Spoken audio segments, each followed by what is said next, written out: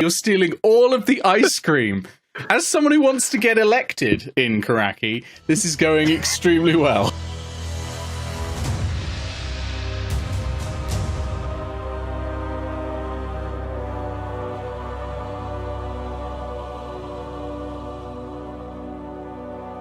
There's a Ferris wheel, there's the 2p machines. The seagulls are flying overhead, there's not as many anymore, but they're still making annoying noises. There are kids running about on the beach, people having picnics, you can always stop and have some food, you can do some fishing, there's someone selling ice cream. There's people making sand sculptures as well. They're getting a bit better at that now, it sort of looks like a person. It's sort of lying down on the ground, not like a standing up one, that'd be pretty impressive, but like a lying down, they make sort of a sculpture of a person. So I just sort of walk along, stick my tea and take a look at the 2p machines. I've just had a rough time. People tried to mug me. Tried being the operative word. I'm going to get some ice cream. You're going to get some ice cream. Okay. So let's start with Bruce. So you're going over to the 2p machines. Well, they're obviously not 2p. They're copper pieces. 2 copper piece machines. Copper piece machines in general. And they are... The 2 CP machines. Yeah, the 2 CP machines. And they're just these interesting... mechanical constructs, actually. You've probably not seen much mechanical constructs, actually, in your life, because presumably the Aaracokra and Wark weren't using them much. Hadn't really... You don't get a ton of that in the north, either. The dwarves do a fair bit of it in the half under Earth. But not much of it. It's much more of a southern thing. It's not hugely popular in Karaki either. You get a lot in Papagalosh and a little bit in the fallen city of Necropetrica. Yeah, it's interesting. There's all these little clicky whirly things and they spin around constantly and there's this incessant clicking noise going constantly as it's going around, and all these shelves are moving around, and you can see a little hole to put copper pieces in. And you can see these little slides that are made of brass that fall down into this massive pile of copper pieces, on which sits a small jade dragon. I can't believe it. The artificers brought microtransactions into D&D. I try to play them. Okay, so how many copper pieces are you putting in? Hey, hang on, how many do I have? If you need a loan, come to me. I have 125 of them. I put in 5. You put in 5. Okay, roll me a d20 and add 5 to it, please. 15. Nope. So the coins slide in, they fall down, and they land on it, and none of the coins in the tray in this dragon horde on the bottom move, unfortunately. Over to Eao. Eao, you are investigating the ice cream stand. So the ice cream stand's a nice little affair with, striped awning of red and white, and a sign at the front that has the name of the proprietor, which is Bricks. And the Bricks ice cream is in it's one of those sort of scoop things. He's handing out cones with scoops of ice cream on. It's an interesting color. It's a sort of faded purple. Kids are buying it and loving it, though. I'm going to ask what flavor it is. It's wonderful. It's violet flavor. So, great? No, violets. The flower. Like the flower? Oh, okay. I thought you meant it tasted like the color. Well, it does, in a way, in that the color tastes like the flower. Would you like a scoop or 2? We can even put a little chocolate flake in it. I'll do it without the chocolate. Okay, that'll be 1 silver piece, please. Yay! Silver piece. Okay, and you get handed 2 scoops on a cone of violet ice cream. Can you roll me a perception check, please? There's always a gimmick at these things, even at the ice cream stand. 18. There's something wriggling in the ice cream. You can't let me have this one thing, can you, Nick? No, I can't. I gotta see what's in it. Okay, are you sort of digging into it with a knife or something? Or... Yeah. Okay. Well, what you can see inside it is a small... It's a bit like a worm, and it's got these teeth at the front of it. And it's sort of writhing around and gnashing. Roll me a nature check. To be an intelligence 15. modifier if you've not got. Okay, with a 15, you have heard of, because sometimes they are traded in underground bazaars, essentially, in Karaki. They are an interesting creature that people like to study, particularly, and try to extract poisons from. You are looking at a mind flayer tadpole. I look up the ice cream up at the ice cream cellar. The ice cream cellar's not there.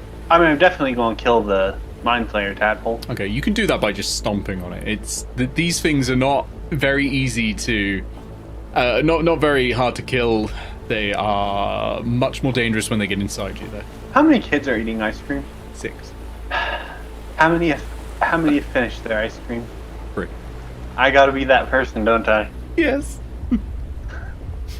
It's weird that the beach episode has turned out a lot darker than the necromancer episode we just did. I hate that you're making me do this.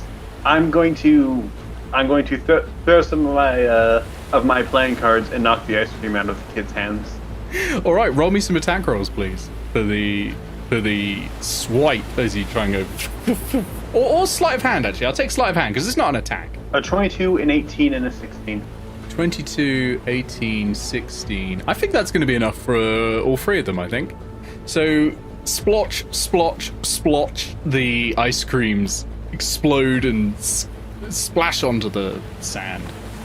And the tadpoles worm into the ground and burrow away into the sand. And the kids are very upset, and there are some angry-looking adults heading their way towards you. There's 5 angry-looking adults running at you. They are saying words I can't repeat. Coward. Eao is going to attempt to hide. Okay, where are you going to attempt to hide on a beach? Let me think. Where you'd be? You'd be on the boardwalk. So there's probably actually a few places you can hide. You could duck under the boardwalk where there's a lot of vertical pillars, and you could sort of hide in. It's in shade as well, which will be helpful. There's a few rocks down there. Or you can try and hide behind the ice cream truck.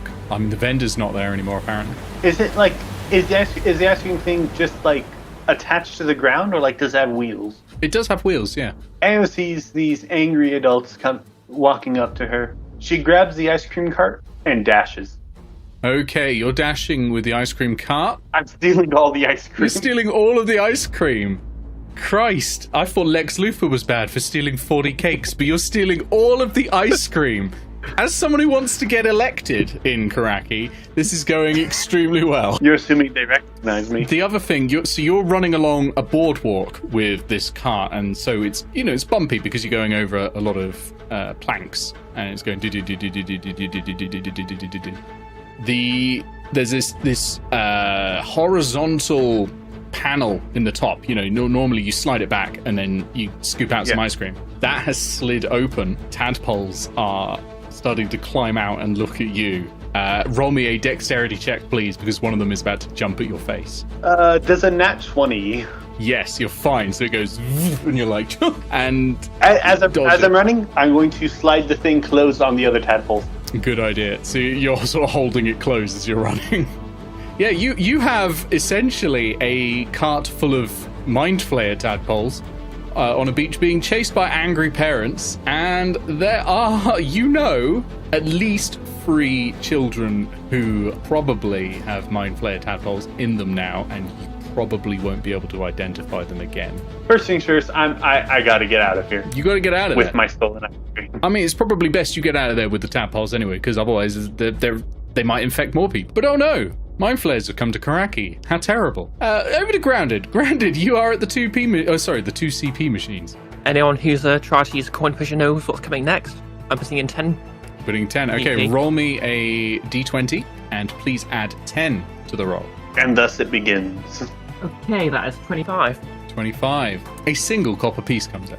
Okay, over to Eao. Eao, you're having the time of your life, running along a boardwalk that is running out now. You've probably got about 100 feet of boardwalk left before you hit sand. What's the plan? The parents are chasing you. They're not as fast as you. You're not going at full speed, though, because you've got this cart push.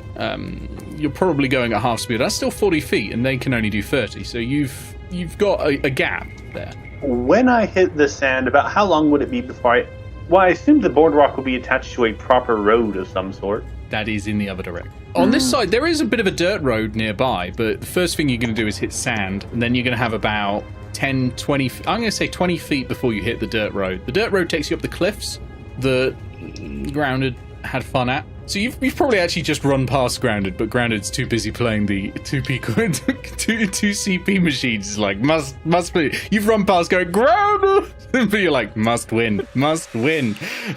Put the coins in. That jade dragon is very alluring. It is. But yeah, there's the dirt path there that you can probably get onto. It's going to be really difficult dragging it over the sand for 20 feet. It's probably going to be like a double difficult terrain, essentially, dragging the cartwheels over it. But once you're over it, it'll be fine. It'll be just like going normally on a road. With my mobile feet, can I knock that down to just regular? Of course, yes. Yeah, then in that case, I'm going straight for that dirt road. I have to get out of here. All right. Powering along. I think then you're probably across this move turn with the maths related, and you're probably on the dirt road. And now you've got a cliff ahead of you. It's uphill, so it's going to be a tough run.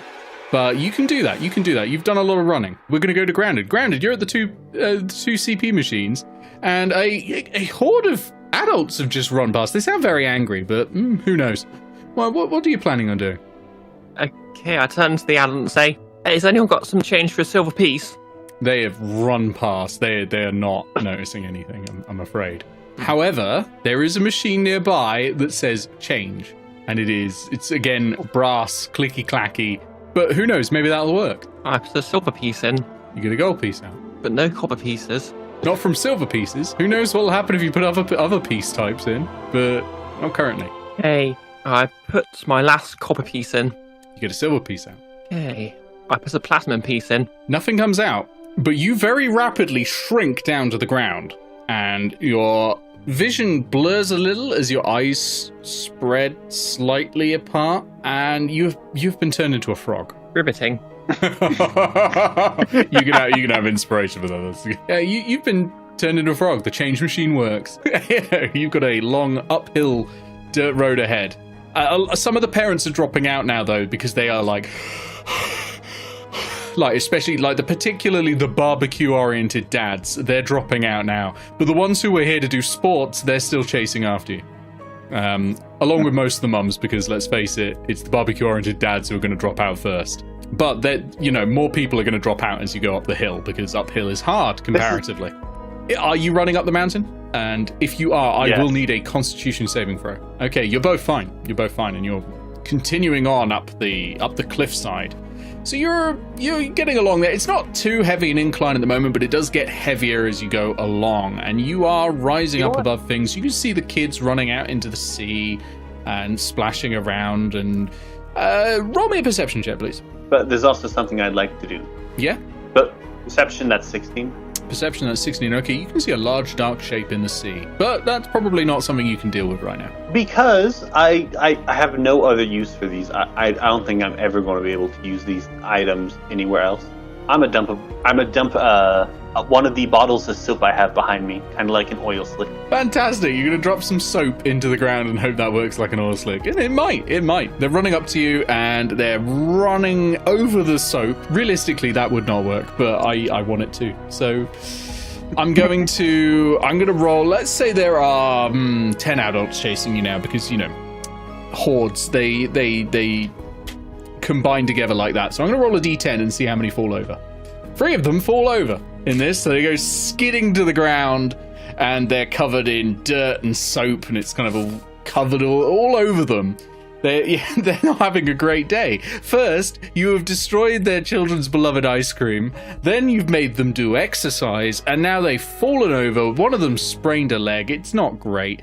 The rest of them, though, are continuing on, sort of dodging around the others that have fallen down, but there's now only 7 of them chasing you. Granted, you have turned into a frog. At frog size, can I try and slip into the pushing machine and grab the dragon? It's quite a high jump to get in there because it's off the ground, but you are a frog. I will say, roll me a dexterity check to actually get into the slot though, because it's a very direct one. That's a 14. That's fine. You're in the slot, so you're able to get into this 2p machine, and there's all these cogs whirring around you and clicking, and a lot of coins sort of shifting and falling everywhere. But you're able to get in there, and then the light of day that's coming in through a slightly smeared thick glass darkens, and you look up, and there is someone looking down, reaching for some coins. Because they've seen that not only is there a jade dragon in there, there's a jade frog.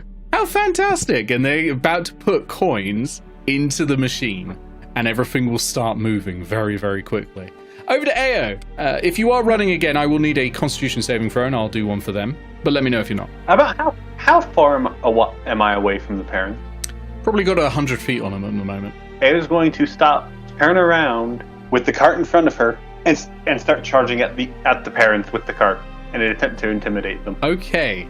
Roll me intimidation with advantage, please. Of course, screaming the whole way down. So you turn around and you go, ah! with this ice cream cart towards a group of parents who are further down. Yeah, okay. Yeah, roll me intimidation. That's intimidating. That's an 18. 18, yeah, they're intimidated. They're intimidated. They go, whoa, ah, Jesus. And they start diving to the side. One of them, unfortunately, dives off of the cliff and will take 6d6 bludgeoning damage. Oh, wow, that was a high roll. Okay, that one's dead. So there's now 6 adults. Someone is just, it's halfway to being an orphan. We'll see how the rest of the afternoon goes at the beach. The cart is coming towards them, and they are scattering. Some of them aren't able to move fast enough. There's 3 in the way still, and you'll have moved about 80 feet, so you're 20 feet away from them. You are pushing a heavy cart down a hill, and I might remind you, this cart is full of mind flayer tadpoles, and there are 3 people that it's about to crash into. So, over to Grounded. Grounded, you are a frog inside of a clockwork machine that is about to come to life. The coin slots in, drops down, and all the cogs start whirring. There's this little flywheel thing whizzing constantly, and then the ground under you starts to shift as all the coins start moving. Can you roll me a dexterity saving throw, please, to see if, you're knocked over by the shifting ground under you? 4. Yeah, you're knocked onto your side, and this rush of coins starts flowing you towards the exit, and you fall out into this metal tray essentially, and a hand reaches in and grabs you, and this child screams, "Mummy! Mummy, mummy, mummy, mummy, mummy! I got a pet! I got a pet! I got a pet!" And they're squeezing quite hard. It hurts. It's not like damage hurt, but it hurts. And they're like, "Mummy, mummy, mummy!" They're shaking you a little bit. Not enough for damage rolls or anything like that. But they're an excited child. And yeah, you've potentially been adopted again. Like you're now the most adopted person in the entirety of Atos. The kid puts you in a pocket, a little button pocket on the front of their chest, seals it shut with a button. There's breathing room. There's air coming in, but you won't be able to squeeze out very easily. You might be able to try though. Life is changing very rapidly for Grounded. Over to Eao. Okay, so I have to avoid people and not crash into them. Yes. I'm assuming that's a check of some sort. What are you going to try to do this? Are you going to try to sort of swivel the cart around them? Are you going to try and knock it onto its side to stop it from going too far? Or something Swivel else? around them. Swivel around them. Okay, that's going to be a raw strength check, please, as you're essentially fighting against momentum at this point. 13? Okay, a 13 will not do it. And it careens straight into them, crashes into them. That's going to be more bludgeoning damage to hand out. It's wonderful. Stop having me kill people. No. You could have avoided all this if you just showed them the tadpoles in the first place. None of them are dead, actually, because I just rolled absolutely atrocious. The tadpole wagon spills over and crashes to the ground. Several tadpoles come out and they start slithering towards people, and the people are panicking now. They've seen these things. They're like, what the hell is that? They don't know what these things are, but if you saw a mind flayer tadpole, you would be terrified. And they are not feeling great about this entire situation either. I'm going to attempt to stomp whatever ones I can to stop them from reaching the people. Okay, so you should start stomping and stomping and stomping. Okay, but one of them launches itself at a civilian and does latch onto its face and is crawling towards its eye. We're going to go to Grounded. Grounded, you're in the pocket of a small child as a frog. This is an interesting situation. Yes. I'm not sure who's having the worst time today. You probably have enough wisdom, even in frog form, to wonder exactly how long this spell will last and what the consequences will be of you turning into a full-sized tiefling in the pocket of a child. It might hurt, at least for you, and probably for the child as well. Hey, is there any loose threads or anything in the pocket? Yeah, there's a bit of loose thread. Yeah, it's blue, sort of a denim-like material. It's kind of closer to Hessian, really. It's a bit loose in there, and you could sort of pry at it possibly. You have got frog hands, which aren't so dexterous, but you can give it a try if you'd like. Yep, I'll do that then. I'm going to call it sleight of hand roll at disadvantage. So +1 to it, because you have +1 dex as a frog. Going to be a 6 then? It's going to be a 6. You're not able to really grab it or pull it at the moment, unfortunately. Eao, there is a mind flare tadpole on someone's face, and it is about to launch straight at its eye. Whatever you do, it has to be quick. How far am I from them? You are 10 feet from them, because you're sort of in the middle of the whole thing. You've been stomping on mind flare tadpoles. 10 feet, then I'm going to move within 5 feet and slash at the worm itself with the rapier. Look, it may be painful, but it's better than the alternative. The low marshal attacks a civilian. The civilian had horrible teeth worms on it. They'll understand. Roll me an attack roll. I genuinely fear this roll. Does an 18 hit? Oh, an 18 is good, yeah.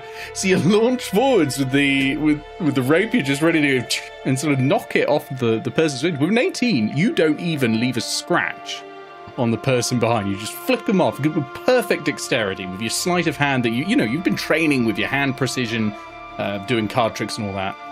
And yeah, that training comes in, and it's coming good here. And you're able to flick the worm off there. So that person is subdued. They are perfectly happy to not attack you because in their opinion, you've just saved their life. Well, they're not sure what, but whatever it was grim. You might certainly have at least stopped them from being blinded, which is probably what might have happened. They don't know what mind flare tadpoles do, of course. To be fair, neither do I. No, you just know it's a weird bug. And you've seen them traded around, and you know that they're dangerous because they're traded in jars with very heavy seals on them, and a lot of people treat them very nervously when they're being traded in the underground. Okay, over to Grounded. You're in a pocket. Hey, do I still get my spells? Yes, but they all have to start with hippity-hoppity. Hippity-hoppity, minor illusion. Okay, yeah. What illusion? I create the illusion of... I just make the words, I've been turned into a frog, please let me out of this kid's pocket. Appear in front of the kid and their parents. I mean, you can create a sound with minor illusion if you want. You don't have to create the words, but you can create the words. That's fine. So the words appear. It's kind of like skywriting, but much closer. And yeah, the words appear in front of them. It can't be any larger than a 5 foot cube, but I think that'll be fine if it's just in front of them. They're like, whoa, Tomley, what is this? What's happening, Tomley? Tomley, what did you get up to? Did you have the ice cream again, Tomley? You know we said not to. We said, Mummy, I've got a frog. Yes, Tomley, and now there's a message saying someone's been polymorphed? I don't know what that means. Into a frog? Tomley, let me see that. Frog opens the pocket and reaches in and grabs you and hands it over to his mother. His mother's a very demure woman. She's wearing, those Victorian pictures of women at the beach where they're wearing so much so that they're not like revealing any part of their body. No one else at the beach is dressed like this, I might add. This is not the norm in Karaki. She is though, and she's covered like she's covered like head to toe, and a huge sun cap and everything on. And Tomley, where did you get the frog, Tomley? Over at the koi machine, Mummy. Tomley, they don't put frogs in those machines, Tomley. They put toys. Yeah, it's a toy. No, Tomley, that's not right. Put it down, Tomley. It could have germs. You don't know where it's been. Oh, but Mummy! Put it down, Tomley. All right. And he puts you on the ground and says, bye, Froggy. And yeah, you're still a frog, but you are free of the boy. You are now about 100 feet onto the beach, though, and your movement speed as a frog is not great. Eao, there's a lot of confusion going on right now. You've intimidated and attacked several people. A lot of people just saw you lunge at a woman with a rapier. The public relations disaster that is unfolding is not finished. Let me put it that way. One of them goes, hey, you're a bloody low marshal. I saw you in the paper. What the hell are you doing? In a moment where they can't see my face while I'm stomping at these things, I'm going to change my face. With your hat, yeah, no, fine. So you sort of lift it and then put it straight back down. Roll me a stealth check to do that, I think. To try and, shift your face away. Roll me a stealth check to hide that. Don't worry, it's commoners. They're not going to roll well on any kind of perception. He says rolling a natural Maybe 20. 24. They can't, though. They can't even with a natural 20, which is good. I do not look like Eao Dunwich. I look like a much older woman who kind of resembles Eao Dunwich. So you've got a sort of much more weathered face. You've got the laughter lines coming in, the frown lines, liver spots. What are you talking about? I ain't no low marshal. I'm a witch. Witch! And they get up and run. They get up and run because you have just turned yourself into another image and then said you're a witch, and that in their mind that's what witches do, and then they'll steal your toenails and eat you or something like that. So that they're willing to believe that you are a witch if you immediately change your face and your entire appearance in a second and then cackle at them. Fine, you are free of them. They run away. You have a cart, a mostly broken cart with some mind flayer tadpoles in them. Yeah, I'm going to light my torch I have and light the cart on fire. Okay, that's going to kill them all. You can see this sort of high-pitched screeching as they all die. Okay, over to Grounded. Grounded, you're on the sand. You're a frog. I am a frog. Yeah. You remember having seen a few larger birds when you arrived?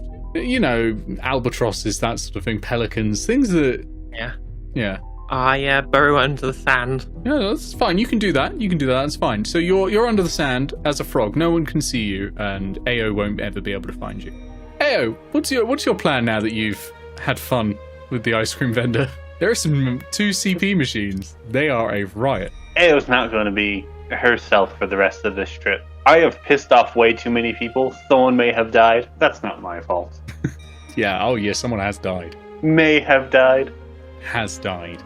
May have died. So Eao's not going to be herself. Yeah, there was something big in the water. That was worrying, wasn't it? It's not causing an issue now, so it's not my problem. That's fair. So you're just coming back to the boardwalk, I suppose. Are you still looking like an elderly version of yourself, or are you changing disguise again? Because bear in mind, some of those people do think you were a witch.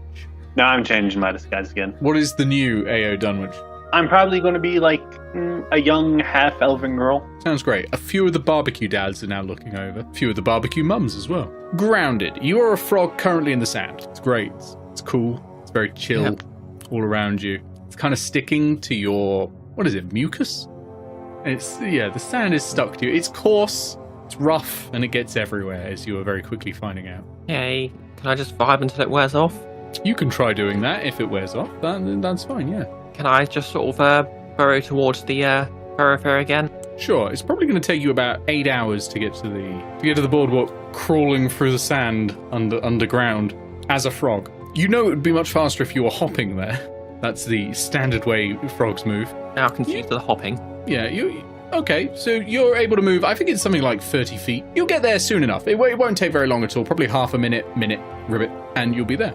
Okay, Eao, you are now a fresh new face, getting some attention from the barbecue dads and mums. There are people making a sand sculpture of what is increasingly looking like a knight, as in, in armor.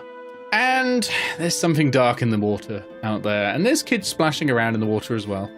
I'm gonna go look at that sand sculpture. Oh, lovely, lovely. There's a group of people working on the sand sculpture, about 8 of them, and they're diligently working away. They've got specialized tools for this. They're clearly professionals, or rather expert hobbyists, because I don't figure there's anyone in Atos paying people to do this.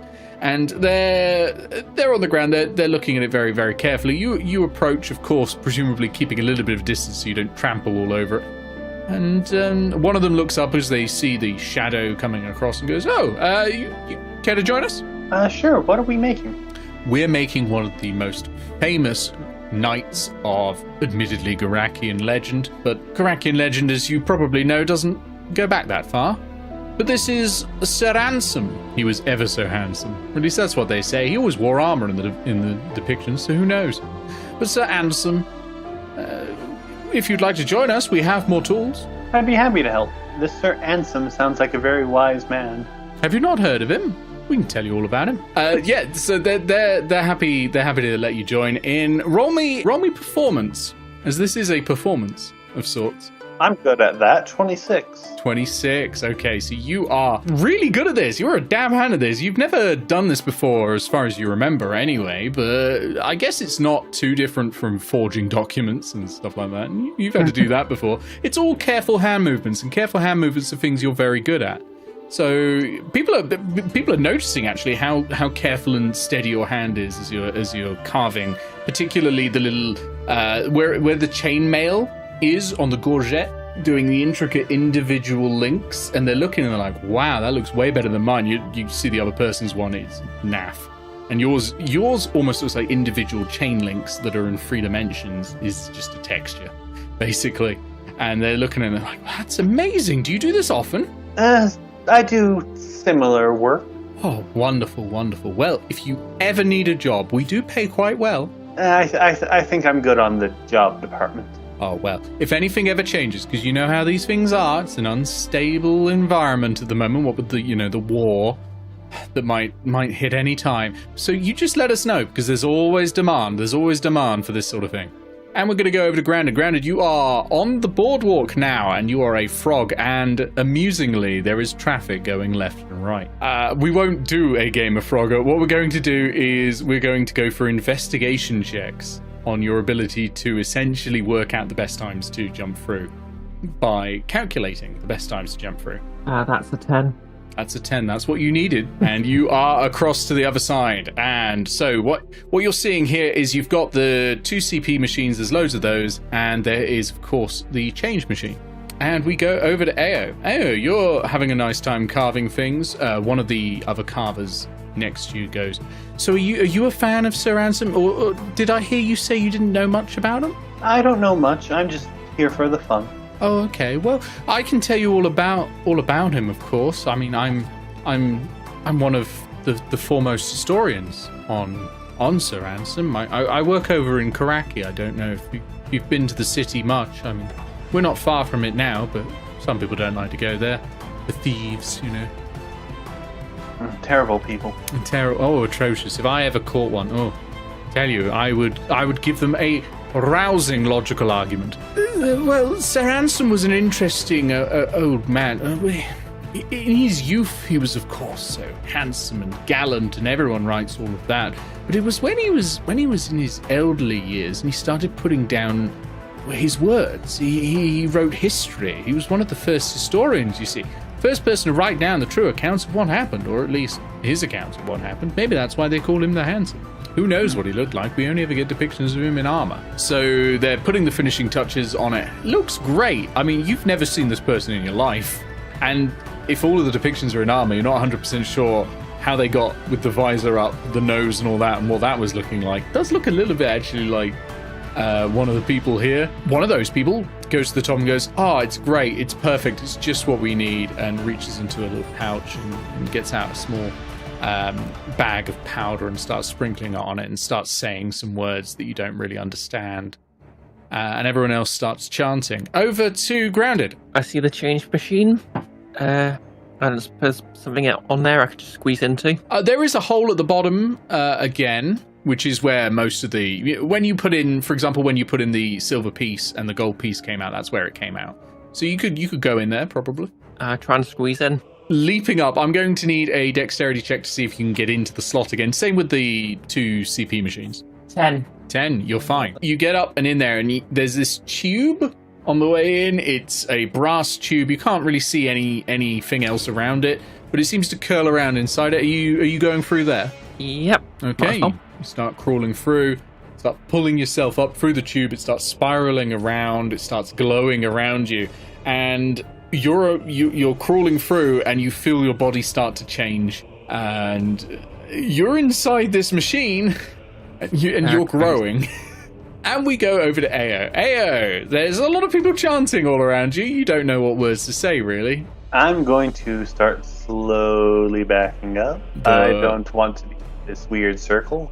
The person who's sort of at the front throws the last of the dust to the ground and says, "Rise, Sir Ansem," and the sand sculpture stomps to its feet. It turns its head, and little bits of sand come out the cracks, and it goes, And the others are like, it worked! We've done it! We've done it! Oh, it's perfect. It's perfect. And they said we couldn't. Okay, Grounded, you are currently in a machine. And the walls are closing in on you, basically. Or it's more accurately that you're closing in on the walls. Is there any sign of any coin or anything in here, or? No coins or anything like that, no. Possibly they are shunted off to a separate compartment or something like that. But you are very, very, very quickly turning back into Grounded. Okay, can I come out, try and get out the way I came in? Sure, you can try and inch and turn around. That's going to be quite difficult, but I think you'll manage to do that. It's going to get more difficult as you go on, and you start sort of squeezing through as parts of you are reverting from frog form. Thankfully, you're covered in mucus, but part of you is reverting from frog form as you're crawling out of the machine.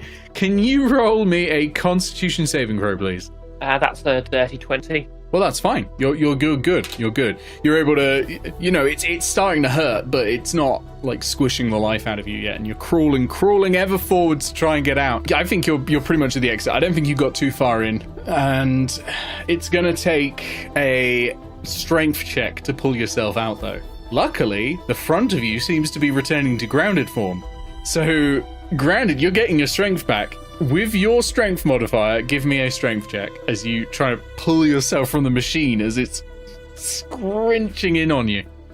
8. You're stuck in there at the moment. You are wedged in there, and the rest of you is also very quickly turning into Grounded.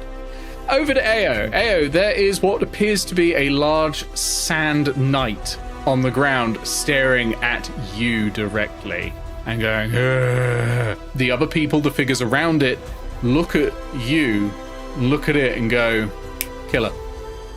Immediately I look over and go, fuck. It has pristine chainmail as well. Pristine. But it's gonna run towards you, and you are gonna have to roll me initiative, please. 10. You got a 2. So you're going first. Grounded is part frog, part tiefling, stuck inside of a metal box. Yeah, can you give me another strength check to try and free yourself from it?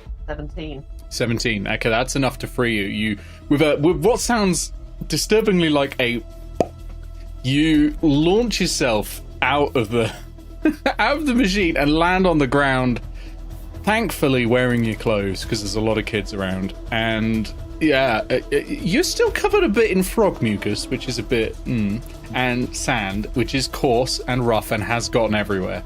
But you're back to your normal self in front of the change machine, and you still don't have any copper pieces to put into the 2CB machine. Eao, you're in combat with a sand golem. I'm gonna look over at one of the people who summoned this thing.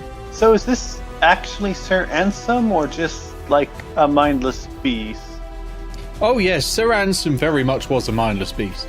But outside of what I was told, what do I know about Sir Ansem? It depends how much of a study of history you were. Famous, noble general, one of those heroes of the old stories, back in the time where nobility meant saying huzzah and riding into battle head first in front of everyone else.